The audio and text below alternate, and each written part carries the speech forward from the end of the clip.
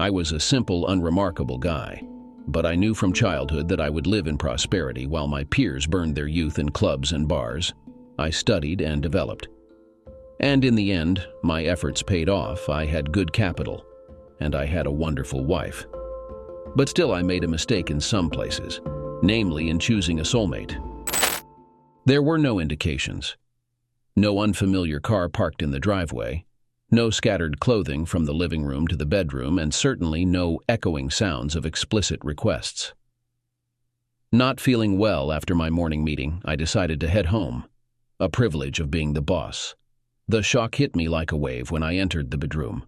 My wife of 2 years was on all fours on the bed, facing me, engaged in intimate activity with another man. The absence of noise was explained by her ball gag, blindfold, and a leash around her neck. He paused when he noticed me, and after a 10-second stare down, he casually remarked with a smirk, "Would you mind closing the door and giving us some privacy?" Resuming his actions, he continued while my wife removed her blindfold. Initially surprised, her expression quickly shifted to annoyance, conveying a message of, "How dare you interrupt when I'm occupied?" Fighting back tears, I mustered the strength to charge at the intruder. I wish I could say I seized him by the hair, delivered powerful punches to his forehead, and threw him out into the street. However, life isn't a fairy tale, and the good guys don't always triumph where I come from. When I closed in for a potential strike, he took the initiative and attacked first. A swift left jab swiftly struck my face, shattering my nose instantly. Blood began to flow. My eyes welled up, impairing my vision. 2 rapid gut shots doubled me over, causing me to clutch my stomach and leaving my face vulnerable. His knee rose, connecting with my face, sending intense pain throughout my body. I found myself on the ground, enduring 2 chest stomps before I raised my arm to defend myself. A sharp snap indicated my forearm bone breaking. "Mike, he's had enough. Stop. Just go. I'll contact you later." That was the last thing I heard before losing consciousness. I awoke feeling disoriented, immediately realizing I was in the hospital and sensing the extent of my injuries. Every part of my body ached. Summoning what strength I had, I turned my gaze to find my wife, Jenny, seated nearby. "Are you okay?" she inquired. I turned my head away and stared out the window, deeming her question absurd and unworthy of a response. "I'm sorry, you weren't supposed to find out like that," she admitted. "Like that? So you did want me to find out, just not in that manner," I retorted. She averted her eyes from me and quietly confirmed, "Yes." Determined to understand, I pressed her for an explanation. "You need to clarify this for me. Who is this guy? How long has this been happening? Why?" My mind raced with questions. You won't like the answers, but it's time for the truth. Michael was my college boyfriend before we got together. We never truly ended things. He grew impatient waiting for me, so we decided that since our initial plan wasn't working, it was time to cut our losses and move on. "What the hell are you talking about? What plan?" "You were brilliant in high school and college, voted most likely to succeed. You had so much potential. When you started your computer software company, I believed nothing could hold you back. However, you haven't achieved anything significant. The plan was to wait for you to make substantial money, real money, and then I planned to divorce you. I would take my share, and Mike and I would start anew. He got tired of our weekly rendezvous and your frequent business trips. When it became apparent you weren't going to succeed as we'd hoped, we became less cautious. I couldn't comprehend what I was hearing. I felt the urge to hide away and disappear. Could she really be serious? Did she marry me solely for the money she thought I would make? I couldn't bear to look at her. "Nurse, remove her from here. Jenny, just get out of my sight. I never want to see you again. Take your divorce, you deceitful person. Nurse." I began pressing the morphine button rapidly, desperate to numb the pain, not the physical pain, but the agony of her shattering my heart. "I'm sorry, Nikki. I didn't want you to get hurt. That's the truth. I just wanted to put an end to all of this and move on with my life." She grabbed her jacket and headed for the door. "Believe me," I said, "it's not over." "I'm sorry, Nikki, but it is." In high school and college, I wasn't particularly popular. I had only one or two close friends and often found myself eating lunch alone. Therefore, when Jenny, the 5'7", 135 lb head cheerleader, approached me at the beginning of my junior year in college and asked if she could join me for lunch, I was both surprised and hesitant. Given my past experiences of being the target of practical jokes and physical abuse like wedgies and swirlies in high school, I suspected another setup. When Jenny asked for a second time if she could sit with me, I clarified when with me. Of course with you, I have something to discuss, more like a favor to ask. You went to Central High, right? She inquired. Yes, I stammered. I'm struggling with some of my classes and could really use a tutor.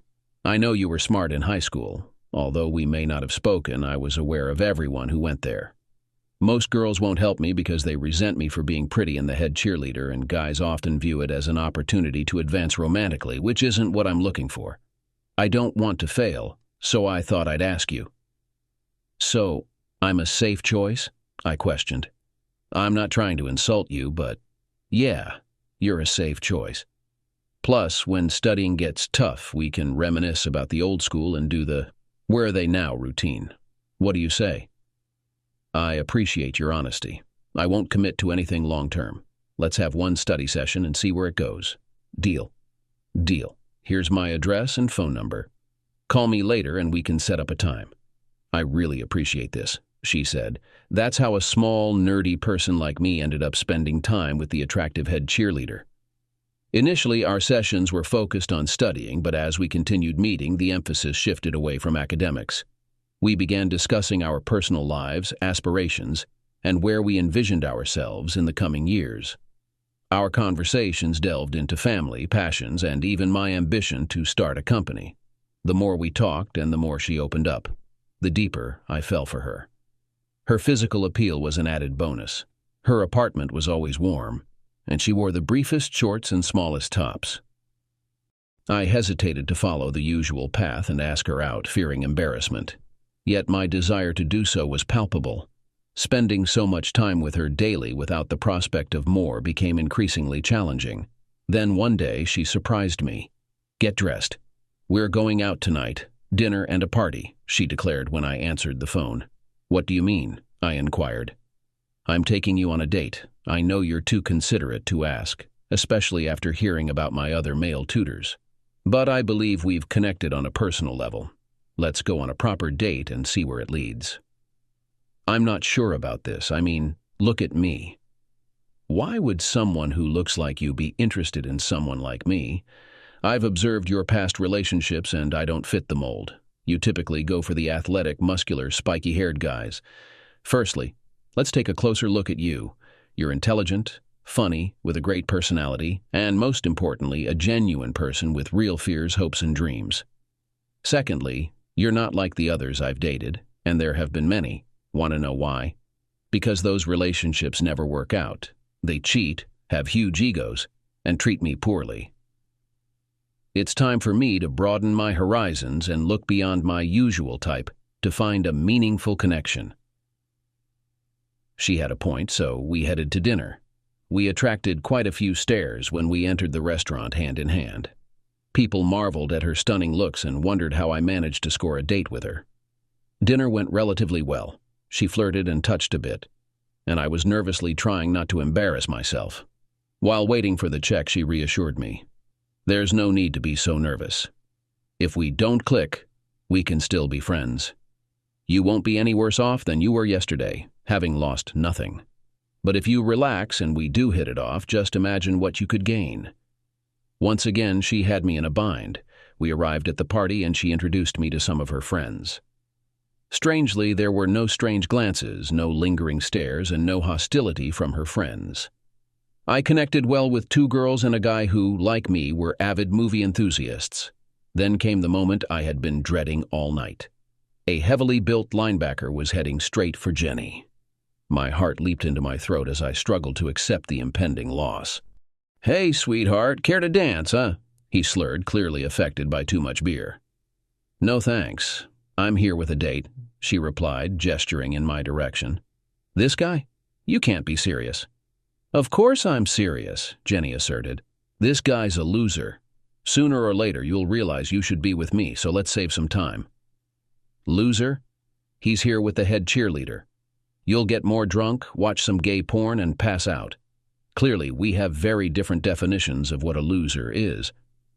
I couldn't help but let out a giggle. What on earth are you laughing at just because you brought her here? You think you're leaving with her. She's leaving with me. You're nothing. I'm a star football player. You got no skills in the bedroom. She knows I'll do my best to impress. This was the moment. Sink or swim. If I was going down, it would be in flames. Summoning my best Sean Connery impersonation, I cut him off with these words. Your best? Losers always complain about their best. Winners go home and end up with the prom queen. The whole crowd burst into laughter. He started to get tense, but his friend intervened, calming him down, and he walked away with his pride wounded. It was shaping up to be a good night. When I escorted Jenny home, I walked her to the door. She gave me a kiss that left me weak at the knees.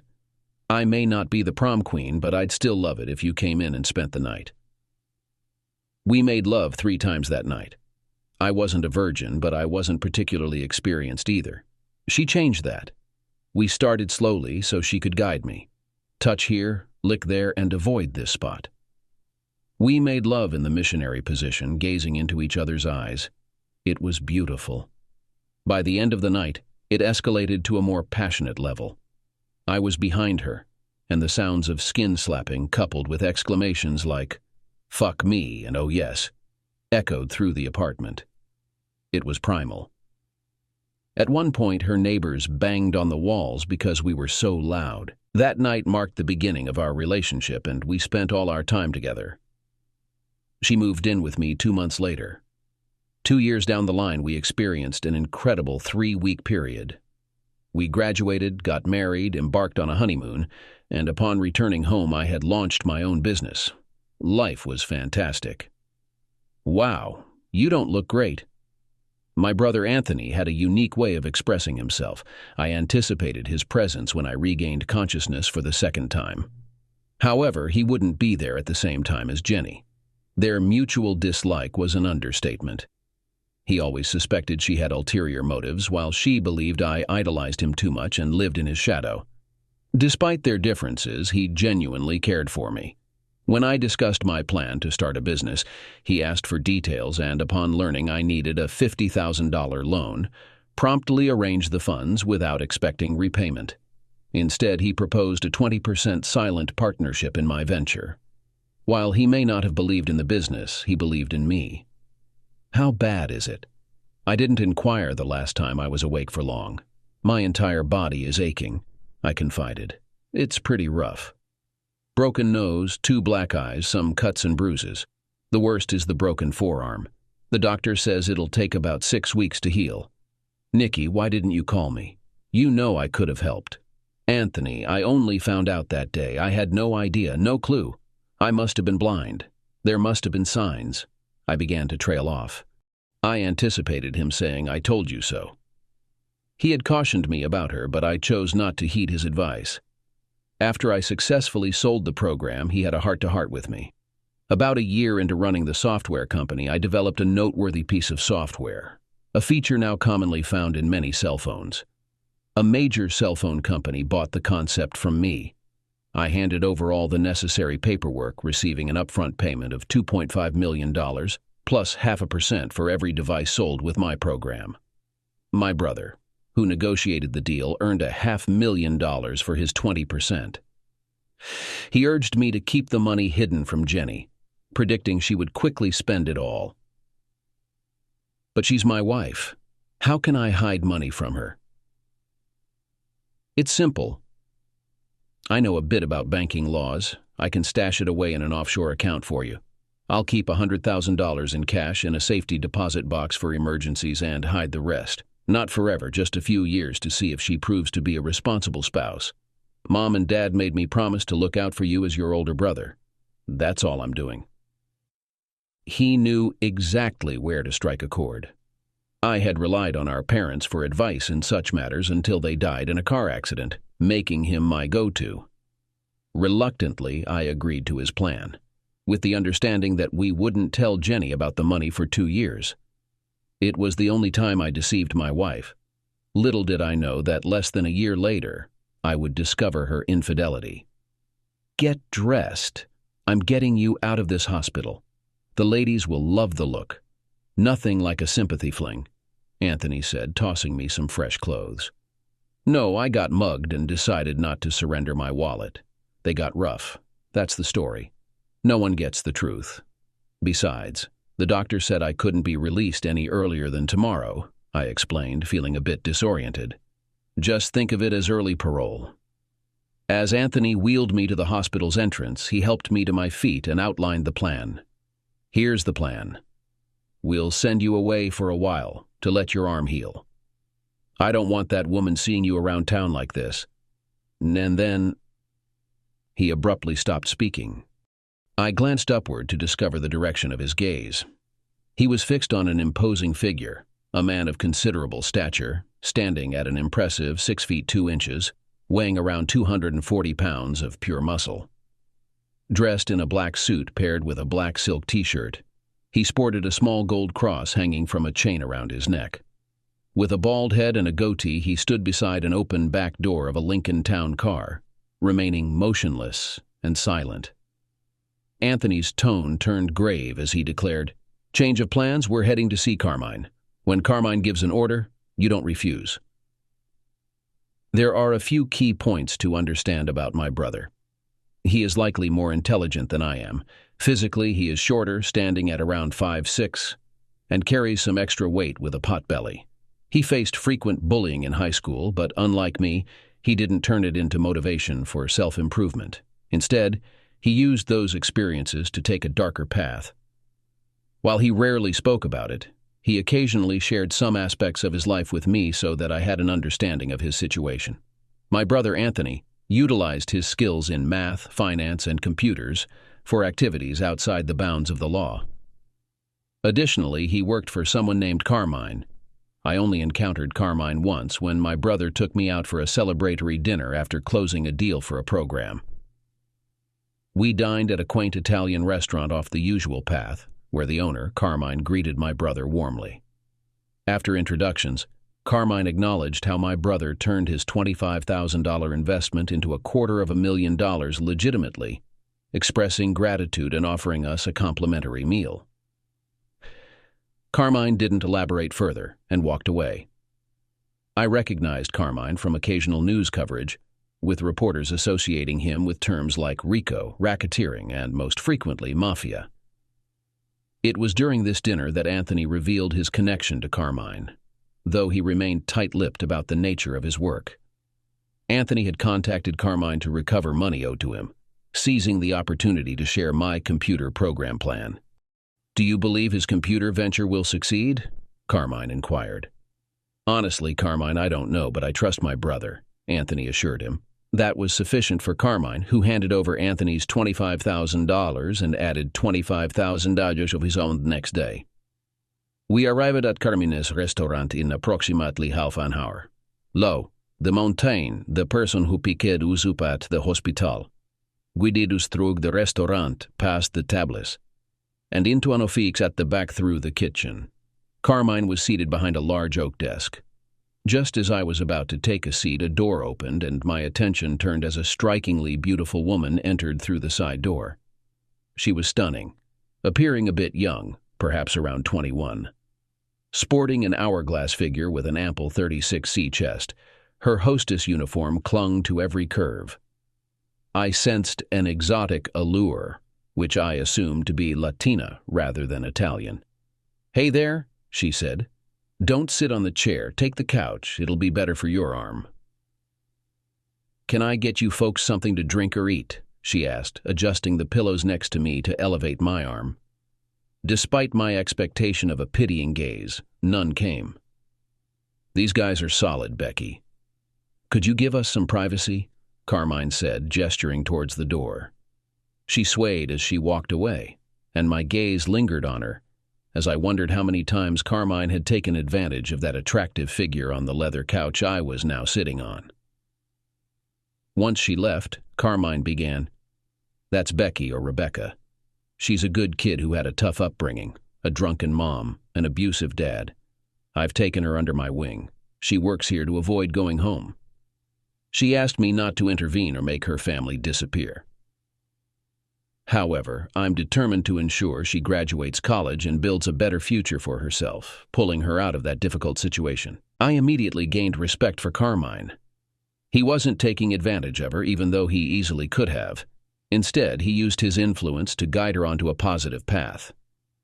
So I heard you're facing some issues with women, Carmine remarked, and I shot my brother a disapproving look. Don't blame him. He didn't inform me. Let me clarify something about your brother. Without delving into specifics, he works for me and we generate a significant income together. He's an extremely loyal employee and I value that. He doesn't laugh at my jokes when they're not funny, he doesn't agree with me on baseball predictions, and he voices his opinions whether they align with mine or not, always respectfully. That's why he's my friend, a genuine one. I appreciate his friendship more than his loyalty as an employee. So when I see my friend going through a tough time like he did the other day when he found out about your situation, I make it my business to find out what's bothering him and offer help in any way I can. Now, tell me about Jenny. I recounted the entire story. How we met, the marriage, discovering her infidelity, and her hospital visit. Carmine sat there expressionless, absorbing every detail. It felt liberating to finally share it all. When I finished, he asked, "So, what are you going to do?" "I'm going with Anthony's plan. Lay low for a few months, pop my head up just long enough to sell my business, and then vanish. With the money I've saved up and the proceeds from the company sale, I could live comfortably somewhere, in the Caribbean." Leaning in, he looked me in the eyes and asked, "But what do you really want to do?" I sighed. "Honestly, I want to make them pay. I want them to feel the way they made me feel," I said, looking down. "Good. Enough of this running away nonsense. Let's work on a plan." I wouldn't even know where to start. She called him Mike. That's all I remember. I couldn't even pick him out of a lineup if I had to. Carmine reached into his desk drawer, pulled out a folder, and tossed it over to me. Carmine informed us about a guy named Mike Downs. He's 6 feet tall, weighs 195 pounds, has brown hair, and works as a mechanic. Interestingly, he attended the same college as both of you, and used to date Jenny before you two got together. It seems like they hatched a plan for her to marry you and take advantage of your wealth. Mike originally hails from a small town in Arizona where his mother still resides, and he maintains regular contact with her. Carmine has all the details, including vital information. Armed with pictures, times, and dates, we had everything necessary to strike Mike where it hurts. I already knew Jenny's weak spot. I just needed an opportunity to exploit it. The three of us devised a plan, but we had to wait a few months until my arm healed to put it into action. Now that we've covered that, I need to address a more pressing issue. Becky's performance in her classes is slipping, and I have to find her some help, Carmine stated. I can assist her without any ulterior motives. If you have space here, I could come over and tutor her. I have a good academic record, and since my arm needs time to heal, I'll need something to occupy my time. My head programmer is handling the office work in my absence, as I can't meet with clients like this. Waiting was bound to be agonizing. I was eager for revenge, but I understood the importance of having both arms ready for the task. At least now I had something to keep me occupied during the waiting period. 3.5 months had passed since I discovered Jenny's betrayal. The house we shared belonged to her parents, so my brother took whatever little I had there while I was hospitalized. I had been away from the house for just 2 days when she moved in with Mike. Their relationship seemed to be thriving, and Jenny had initiated divorce proceedings without knowing about the hidden money. She simply wanted to be free from me. However, their world took a dramatic turn one Friday night as they were leaving for a date. While walking to their car in the driveway, Lou, a massive figure, appeared in front of Mike. "Someone wants to talk to you. My car is over there. Let's go." "Your partner needs to stay here," Lou declared. Mike objected, saying, "Now wait just a second. You can walk with me to the car and sit in the back seat, or I can drag you to the car and you can ride in the trunk." It's your choice, but you're coming with me. Turning to Jenny, Mike advised, "You should stay here. I don't know who this guy is or what he wants. I'm sure it's just a misunderstanding. But if you don't hear from me in 2 hours, call the cops." Lou guided Mike to the same office where I had encountered Carmine before. Lou instructed Mike to take a seat, and Carmine continued with his tasks for about 5 minutes, leaving Mike in suspense. Finally, Carmine broke the silence and asked, "Do you recognize who I am?" Mike, breathing heavily, feared he might hyperventilate. "Yes, sir. I know who you are." "Good. That will save us a lot of time. Take this cell phone. Sometime in the next few days it will ring. Only one person has this number. When it rings, answer it and stay on the line until the other person hangs up. Afterward, come here and meet me at noon a week from Sunday. Do you comprehend these instructions?" Mike managed to respond with a barely audible yes. "Good. Any deviation, disclosing our discussion, the cell phone, or anything else to anyone, including your associate, will have consequences. Attempting to flee or leave town will result in severe consequences for both you and her. Is that clear?" Once again, Mike uttered a simple yes. "Good. Now get out of my sight." With that, Mike's meeting with Carmine concluded. He remained clueless about why he was summoned, what warranted the meeting with Carmine, who would be calling him on the phone, or the nature of their discussion. Nevertheless, Mike knew he would strictly adhere to the given instructions. When Carmine issues commands, saying no is not an option. The anxiety of awaiting the phone call was tormenting Mike. He felt on edge, irritable, and particularly short-tempered, especially with Jenny. Opting for a drink to alleviate the tension, he left her at home and parked outside the bar. Just as he was about to step out of the car, the awaited moment arrived. The phone rang. Answering the call, he greeted with a hesitant, "Hello?" On the other end, I instructed him, "Set it up for a video chat." As his face appeared on the screen, he questioned, "Do I know you?" "It's no surprise you don't remember. However, I remember it vividly. I am Jenny's soon-to-be ex-husband," I revealed.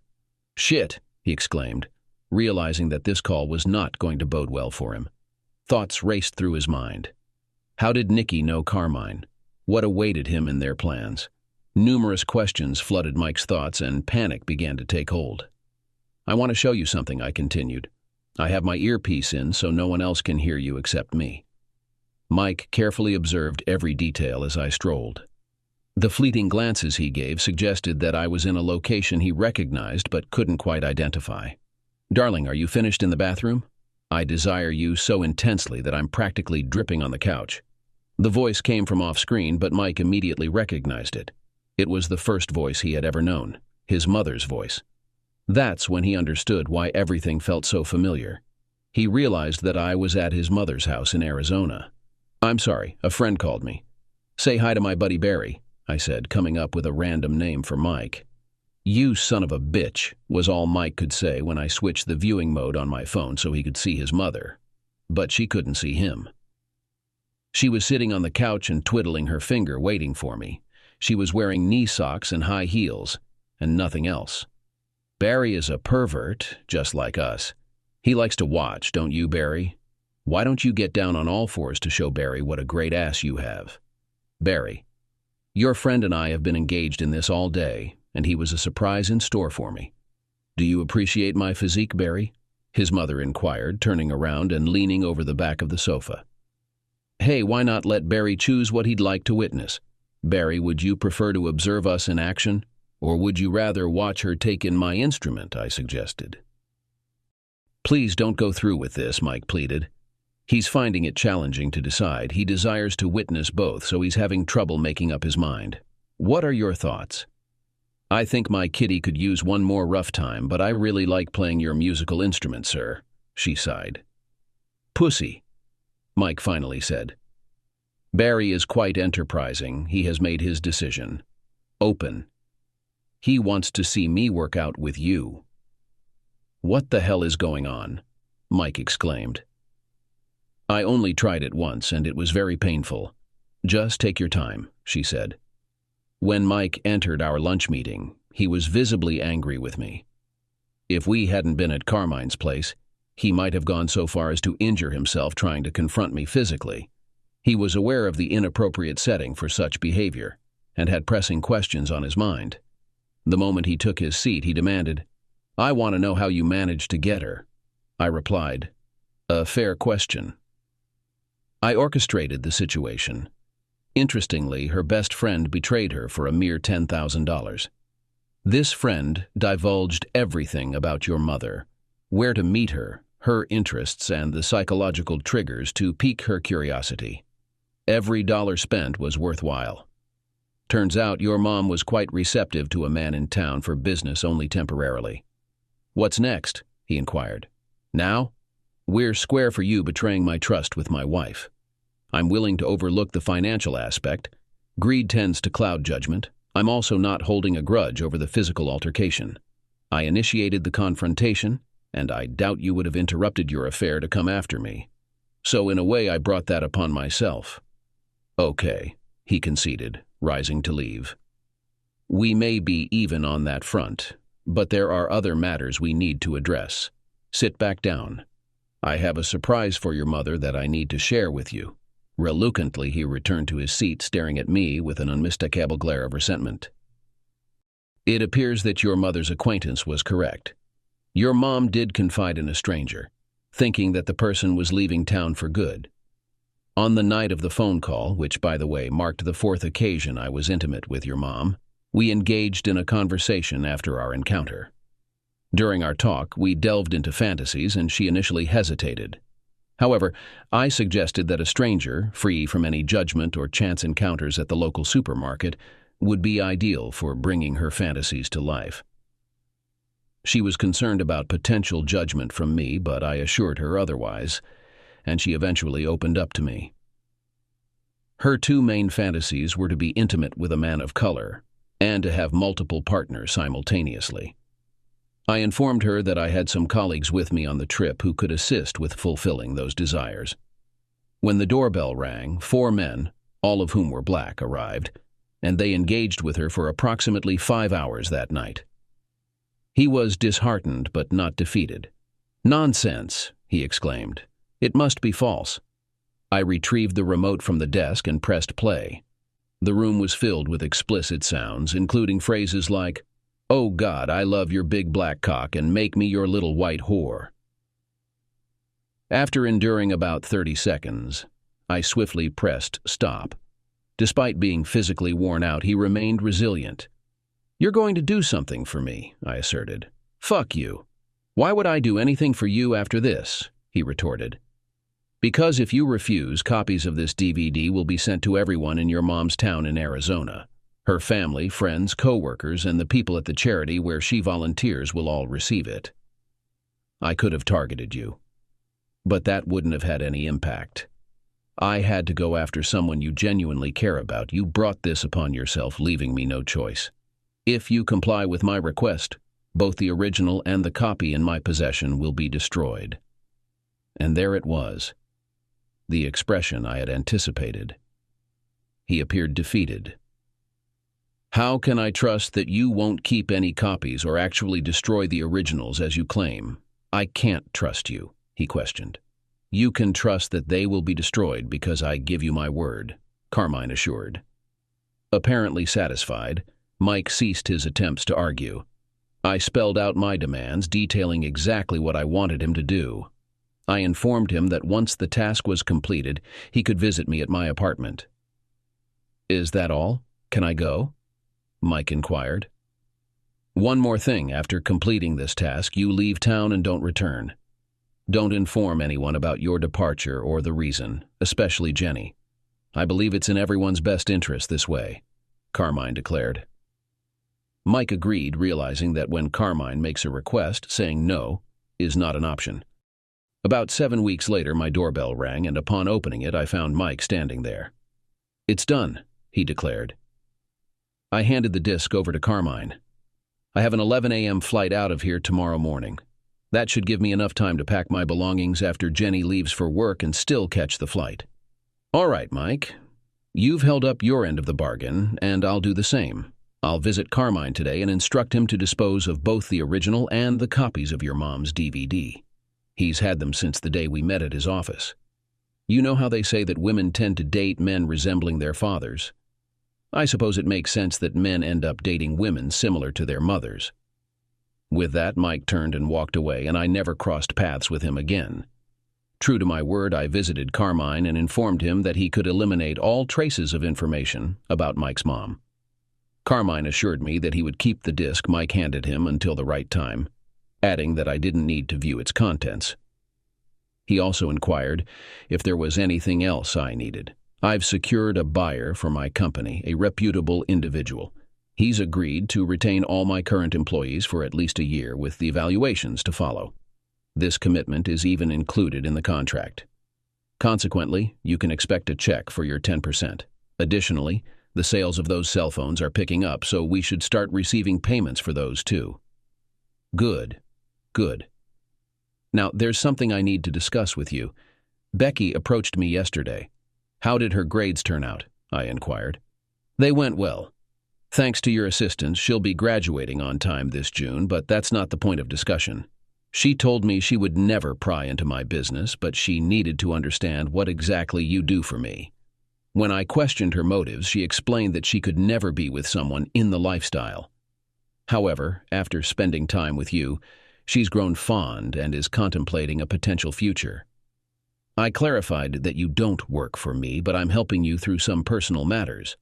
Wow, she's attractive, smart, and we enjoy each other's company. I just never considered dating her after the initial conversation about her tutors. Maybe you should think about it. She deserves happiness, and you're a good guy. Plus, if you mistreat her, you know what I would do to you, he said with a wink. Believe me, I know, I replied, uncertain if the wink hinted at a joke or a serious warning.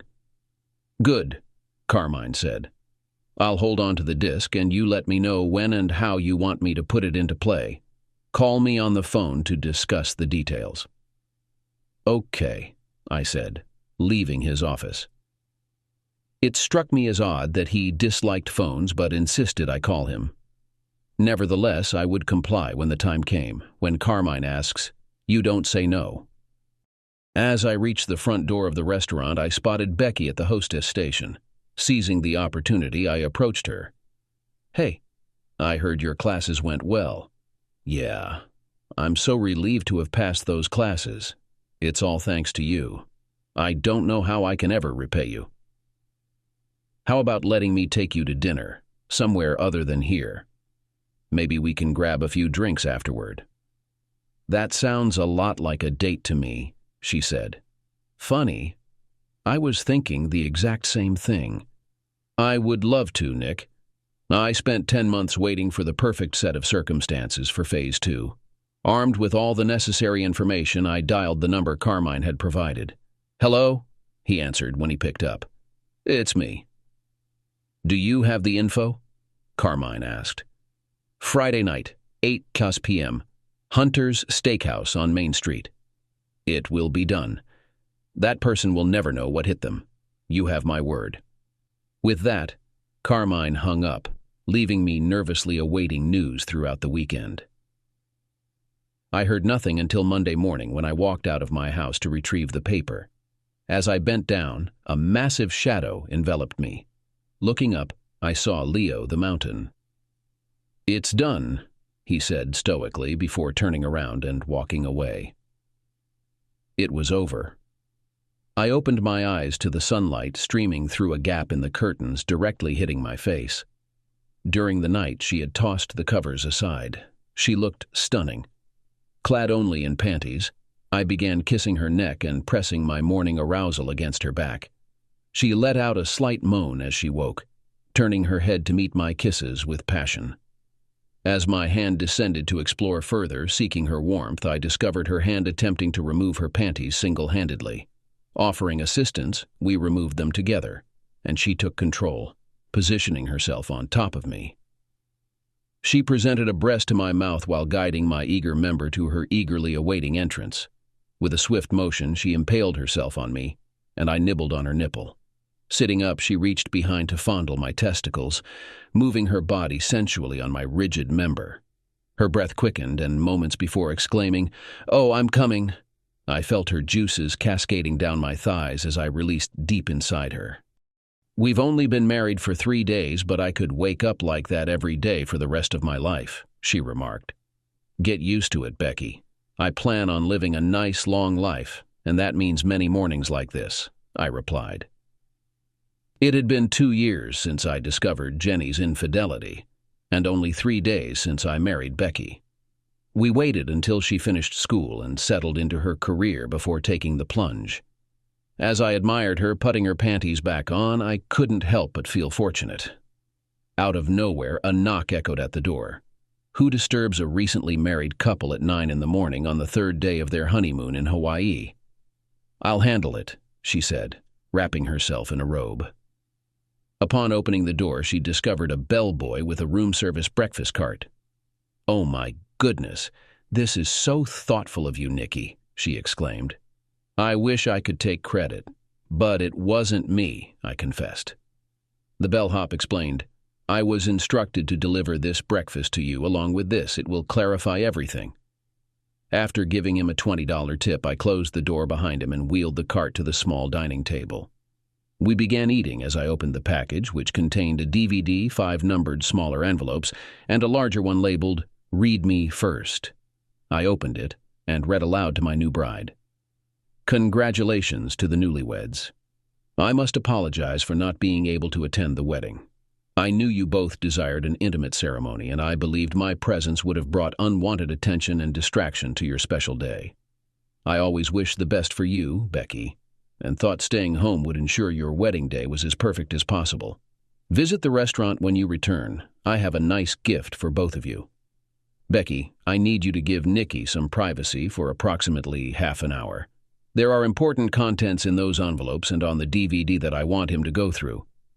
Nick, insert the DVD and open the envelope labeled number 1 when you're alone. With affection, Carmine." She planted a kiss on my forehead, mentioned she was heading for a shower, and informed me that once I was finished, we would relax by the pool and enjoy a couple of Mai Tais. After she left, I followed the instructions, inserted the DVD, and opened envelope number 1. The instructions are straightforward. Play the DVD, and when you encounter a screen prompting you to read envelope number blank, pause the video, read the corresponding envelope, and then resume by pressing play. If you're ready, go ahead and hit play. I was completely speechless when I pressed play. Not only did I have no clue about the content of the DVD, but I also found the whole situation quite unexpected for Carmine. I prepared myself for whatever might unfold on the screen. The DVD commenced with a white screen and black lettering that read, "Frank and Anna's 30th wedding anniversary." A black and white security camera feed from Hunter's Steakhouse appeared. Frank and Anna were Jenny's parents, and I had heard that she was organizing a grand celebration for them. She had invited all her family and friends. Having waited patiently, I sensed that this was the ideal moment for the second phase of my revenge. A cheerful scene filled the screen, capturing people toasting, laughing, and enjoying themselves. Although there was no audio, the picture quality was impeccable. It seemed like Jenny was delivering a speech. Then a message appeared on the screen. "Read envelope 2. I pressed pause and began to read. Jenny had chosen this moment to express gratitude to everyone for attending. She had prepared a video honoring her parents and a photo slideshow commemorating their 30 years together. Unfortunately for her, she decided to betray you. So we had different plans for what her guests would see. I resumed playing, and the screen displayed a large TV being wheeled to the front of the room. A series of screenshots set up the video, stating, "Jenny loves her parents. Jenny wants to celebrate their love for each other." You could see the puzzled expression on Jenny's face as she began to look around. She knew that the video being played did not belong to her and looked around the crowd, hoping to identify any faces that could show who had improved her video. The footage has been preserved. But what does Jenny understand about love? When she leaves her husband for such activities. The TV at the steakhouse started showing scenes where Johnny is having fun with 5 black people. You get the sense. It was only then that I realized the nature of what I had witnessed when the message "Read envelope to Tunkaitun" appeared on the DVD screen. Clearly, Michael performed exceptionally well. With the help of a few drinks and some medication, Jenny was in high spirits for the date, proving unstoppable. Michael escorted her to a nearby hotel where they shared an intimate moment. Later, he arranged for others to join and fulfill the desires. According to him, the entire experience lasted over 3 hours, but we've condensed the video to around 15 minutes, focusing mainly on instances when she was involved with multiple partners. I pressed play again. The expression on her family's faces justified the considerable expense. Gasps and hands covering mouths filled the room as Jenny turned away, sobbing. Some guests even dropped their toasting glasses. Within 10 seconds, the place was swarmed by the FBI. I was bewildered and unaware of the unfolding situation. The screen displayed the message, "Read envelope 3." Surprisingly, it turned out that my phone was bugged by the FBI. It seemed that following our phone conversation, they mistakenly believed I was planning something sinister at the steakhouse. I don't often cause glassware to break, especially those filled with alcohol. However, it seemed that the sound of shattering crystal resembled a gunshot to the FBI's listening devices planted in the establishment. It suddenly dawned on me why he insisted on a phone call. He was undoubtedly more intelligent than he appeared, a quality necessary for reaching his position. On the screen, the federal agents were apprehending people just as Jenny's Uncle Ernie clutched his chest and collapsed. I always liked her Uncle Ernie. The message, "Read envelope 4," interrupted my thoughts about him. Uncle Ernie survived. It was just a panic attack, not a heart attack. They kept him overnight for observation. The video continued for a few minutes, featuring discussions between the federal agents and the guests, followed by everyone, including both the agents and attendees, heading towards the exit. Jenny, visibly stunned, sat on a chair in front of the TV.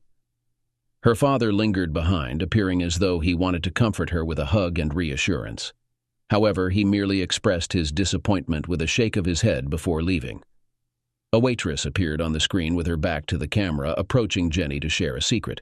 Jenny's reaction was immediate. She buried her face in her hands, sobbing and trembling. As the waitress turned around, it was revealed to be Becky. "What on earth? Why was Becky there?" I exclaimed. The screen displayed the message, "Read envelope 5." I eagerly tore it open. Curious about what she said, "Turn around." I spun around, and there stood Becky, wrapped in a towel around her body and another around her hair, sporting a sly smile on her lips. "What did you tell her?" I asked, my impatience evident. "I told her Nikki said now it's over," she replied. I rose from my seat, approached her, and embraced her warmly, sealing the moment with a passionate kiss. Cradling her in my arms for a good 5 minutes, I finally expressed my feelings. "I love you deeply," she responded. "You better, because you're stuck with me. I don't let anyone mess with the people I care about, even if she did wrong before you and I crossed paths." I seized the opportunity when I overheard Carmine and Anthony discussing the need for someone on the inside to handle the DVD switch and deliver the message. Curious, I asked, "When did you get involved in all of this?" Carmine shared the whole story when I approached him to find out what you did for him. He mentioned helping you through personal challenges, and since I had feelings for you, I needed to understand what I was getting into. They spilled all the details. "Once we're back from the honeymoon, we should visit Carmine's. Aside from the gift he has for us, I want to personally thank him and shake his hand. He not only assisted me in seeking revenge, but also helped me reclaim my life and introduced me to a woman who not only loves me, but always supports me," I declared. Becky grinned and added, "And when Carmine asks for something, you don't say no."